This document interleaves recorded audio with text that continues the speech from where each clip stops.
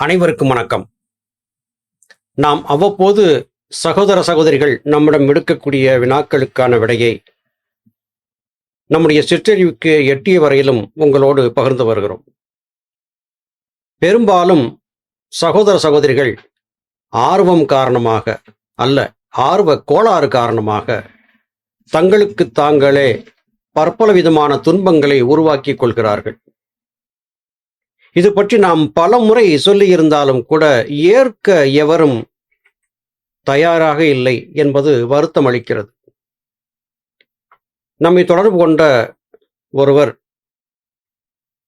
எவரிடத்திலும் முறையாக தீட்சை பெறாமல், அடிப்படை புரிதல் ஏதும் இல்லாமல் நம்முடைய பதிவுகளை கேட்டு நாம் சொல்லியதை உள்வாங்கி அதன்படியே யோக பயிற்சியை செய்து வருவதாகவும், அது சார்ந்தோ அல்லது வேறு ஏதாவது காரணமோ உடல் ரீதியாக பற்பல விதமான துன்பங்கள் ஏற்பட்டிருப்பதாகவும், அதிலிருந்து தன்னை காப்பாற்றும்படியாகவும் நமக்கு அலைபேசி மூலமாக விண்ணப்பம் செய்தார். இது நமக்கு மிகுந்த வருத்தத்தை கொடுக்கிறது. தீட்சை பெறுவது எதற்காக என்பதை பற்றி நாம் ஏற்கனவே பலமுறை சொல்லியிருக்கிறோம். உங்களுக்கு இயல்பாகவே பராபர ஆற்றல் இருக்கிறது என்றால் நீங்கள் குருமாரை தேடிச் செல்ல வேண்டிய அவசியமில்லை, உங்களுக்கு கிடைத்துவிடும். இதை நான் மறுக்கவில்லை, ஒப்புக்கொள்ளுகிறேன். ஆனால் எவர் பேச்சையும் கேட்காமல் தீட்சை என்பதை பெறாமல் என் மனம் போன போக்கில் நானே எதையும் கற்றுக்கொண்டு விடுவேன் என்று முடிவெடுத்தான பிறகு, ஐயா, உங்களைத்தான் நான் என்னுடைய மானசீக குருவாக ஏற்றிருக்கிறேன். நீங்கள் குடும்பமாக வந்தால் மட்டுமே தீட்சை கொடுக்க முடியும் என்று சொல்லிவிட்டீர்கள். அதற்கான சூழல் இல்லாத காரணத்தால் நானே நேரடியாக முயன்று பயிற்சிகளை செய்து கொண்டிருக்கிறேன். இதில் எனக்கு துன்பங்கள் ஏற்படுகின்றன, நீங்கள் தீர்த்து வையுங்கள் என்று கேட்பது நிச்சயம் நமக்கு மகிழ்ச்சியை தரக்கூடியதாக இல்லை. தீட்சை பெறும்போது சித்தர்கள், ஞானிகள், சித்த குருமார்களுடைய நேரடி கண்காணிப்பு வளையத்திற்குள்ளே நீங்கள் கொண்டு வரப்படுவீர்கள். முறையாக தீட்சை பெற்று பயிலக்கூடியவர்களை ஞானபிதா சுவாமி சிவானந்த பரமஹம்சர் அவர்கள் அருகிலே இருந்து கண்காணித்து காப்பாற்றியும் வருகிறார். இதை அனுபவப்பட்டவர்கள் நிச்சயமாக ஒப்புக்கொள்வார்கள். பெற்றோர் சம்மதித்து சிறுவர்கள் வித்தை பெறுவது நலம். நம்மிடம் சித்த வித்தை உபதேசம் பெற்றவர்கள் தங்கள் பிள்ளைகளையும் அழைத்து வந்து சித்தவித்தை தீட்சை பெற்றுக் கொடுத்து அவர்களை ஆற்றுப்படுத்துவதையும் நாம் பார்த்திருக்கிறோம். பெற்றோர் சம்மதிக்கவில்லை, அதனால் வேறு ஒருவரிடம் தீட்சை பெற்றுவிட்டேன், ஆனால் எனக்கு நீங்கள்தான் குரு, எனக்கு ஏற்படும் ஐயங்களை போக்குங்கள் என்று இளைஞர்கள் கேட்டு வருவதையும் நாம் சந்தித்துக் கொண்டிருக்கிறோம். இங்கே ஒன்றை சரியாக புரிந்து கொள்ளுங்கள்.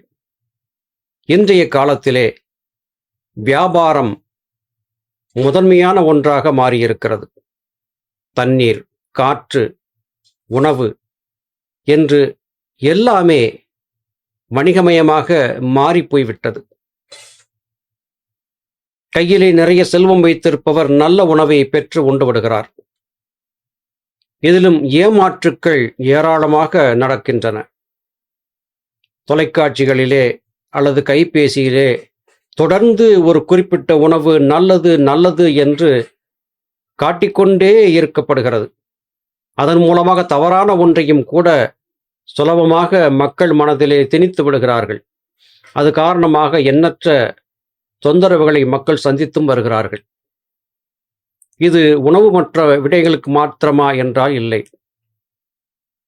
சித்தவித்தை முதலாகிய பயிற்சிகளுக்கும் இது பொருந்தும்.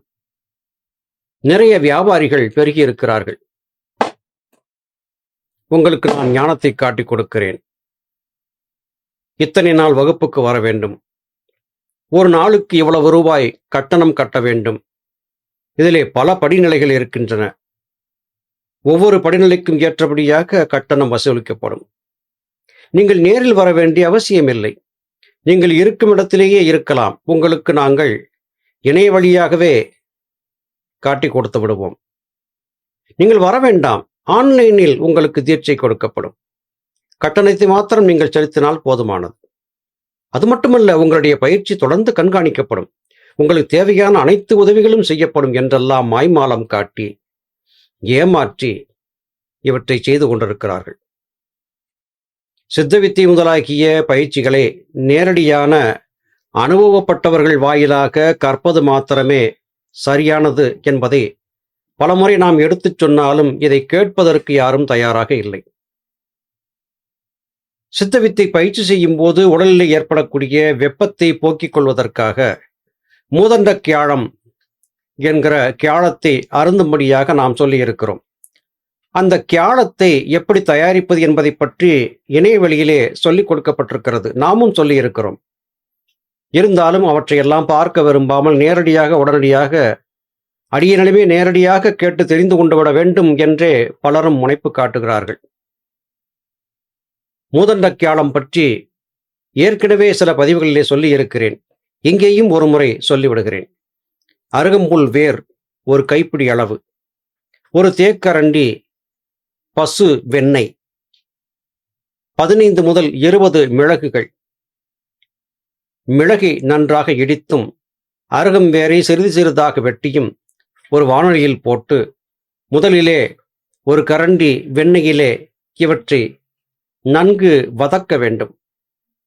கருக விடாமல் வதங்கியான பிறகு 2 குவளை தண்ணீர், குறைந்தபட்சம் ஒரு 300 மில்லி தண்ணீர் விட்டு பாதியாக சுண்டும் வகையிலும் சிறு தீயாக எரித்து கொதிக்க விட வேண்டும். இப்படி செய்யப்படக்கூடிய இந்த கியாழத்திற்குத்தான் மூதண்ட கியாழம் என்று பெயர். இது ஒரு வேளைக்கான மருந்து. அவ்வப்போது இதை தயாரித்து உண்ண வேண்டும். செய்து குளிர்பதன பெட்டியிலே வைத்திருந்து அடுத்தடுத்த வேலைகளுக்கு பயன்படுத்திக் கொள்ளக்கூடாது. இந்த கியாழத்தை காலை மாலை என்று இருவேளையும் தொடர்ந்து ஒரு 3 நாட்களுக்கு அருந்தினால் வாசிப்பயிற்சியினால் ஏற்பட்ட சூடு மற்றும் விரும்பத்தகாத எதிர்மறை விளைவுகள் நீங்கி போகும். இதை சித்தர்கள் குறிப்பிட்டு சொல்லி இருக்கிறார்கள். இப்போது இதை மறுபடியும் சொல்லி இருக்கிறேன். குறித்து வைத்துக்கொண்டு அதை பயன்படுத்துங்கள். அடுத்து, வெப்பம் அதிகரிக்கும் போது நல்ல நீர்நிலைகளிலே அதிக நேரம் மூழ்கி இருந்து குளிப்பது நல்லது. 15 நாட்களுக்கு ஒரு முறை திரு அருட்பிரகாச வள்ளலாரால் அருளி செய்யப்பட்ட குளியலுக்கு பயன்படக்கூடிய ஒரு பொடி இப்போது கடைகளிலே கிடைக்கிறது. பஞ்சகற்ப குளியல் பொடி என்று கேட்டால் கிடைக்கும். இதை கொண்டு எப்படி தலை முழுகுவது என்பதையும் இணையவெளியிலே பார்த்து நீங்கள் தெரிந்து கொள்ளலாம். இந்த பொடி ஒரு கரண்டி அளவு எடுத்து உங்கள் தேவைக்கேற்ப ஒரு பெரிய குழிக்கரண்டி அளவு எடுத்து பசும்பாலிலே இதை போட்டு சிறு தீயாக எரித்து கிளறிக்கொண்டே இருக்க வேண்டும். அது பசை போன்று மாறி வரும். அப்போது தலை முதல் பாதம் வரையிலும் உடல் முழுவதும் தேய்த்து வைத்து கொண்டு சிறிது நேரம் கழித்து, குறைந்தபட்சம் ஒரு 15 நிமிடங்கள் கழித்து வெந்நீரிலே குளிக்க வேண்டும்.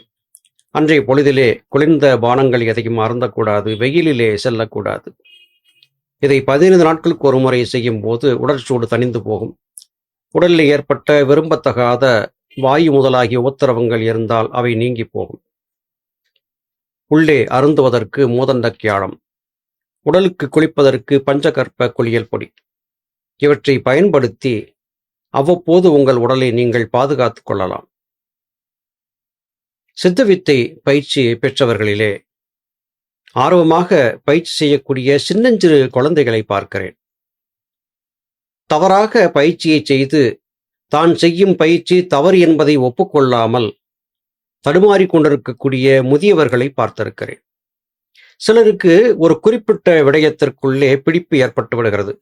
தான் கொண்ட கொள்கை மாத்திரமே சரி என்கிற விடாப்பிடியோடு இருந்து தவறாக தான் செய்யக்கூடிய பயிற்சியை பற்றி யாராவது சுட்டிக்காட்டினாலும் அவற்றை உள்வாங்கிக் கொள்ளாமல் தொடர்ந்து தவறாகவே பயிற்சி செய்கிறார்கள். அதன்றியும் தாங்கள் செய்யக்கூடிய தவறான பயிற்சியைத்தான் மற்றவர்கள் செய்ய வேண்டும் என்று அறிவுரை சொல்கிறேன் பேர்வழி என்று பலரையும் குழப்பிவிட்டு கொண்டும் இருக்கிறார்கள். அருமை சகோதர சகோதரிகளே, அடியனுடைய பதிவுகளை நீங்கள் ஊன்றி பார்த்திருந்தால் ஒரு கருத்தை வழங்கி இருக்கலாம்.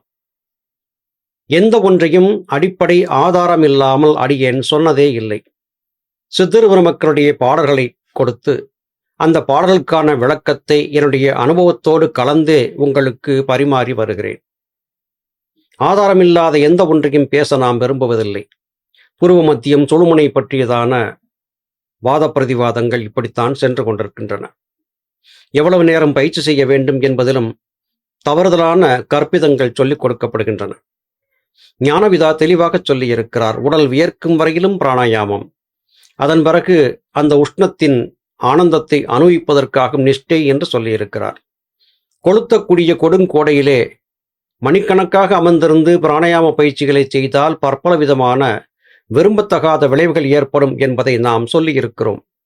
சித்தர்கள் சொல்லியிருக்கிறார்கள், ஞானவிதா சொல்லியிருக்கிறார்கள். கேட்பதற்கு யாரும் தயாராக இல்லை. இந்த குற்றங்களுக்கெல்லாம் யார் பொறுப்பேற்பது?